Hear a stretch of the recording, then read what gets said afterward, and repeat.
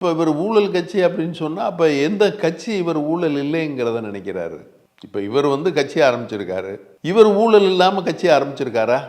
இவருக்கு இவருடைய சொத்து கணக்குகள்லாம் சரியாக காமிச்சிருக்காரா? இவர் வரி கட்டுறதெல்லாம் சரியாக கட்டியிருக்காரா?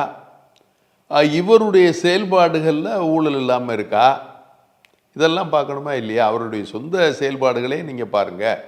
ஒரு அரசியல் வர்றதுக்கு முன்னால் அவர் தூய்மையானவரா சுத்தமானவராக இருந்திருக்காரா?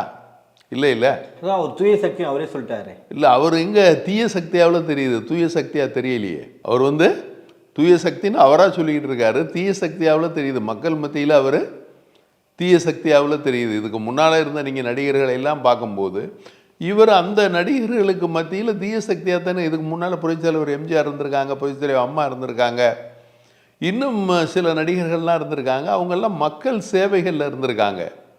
மக்களுக்கு நல்லது கெட்டதுன்னா உடனே தன்னால் முடிஞ்ச உதவிகளை போய் செஞ்சுருக்கிறாங்க. சின்ன உதவிகளாக இருந்தால் கூட தன்னால் முடிஞ்ச இவர் என்ன உதவி மக்களுக்கு இதுவரையும் செஞ்சுருக்காரு?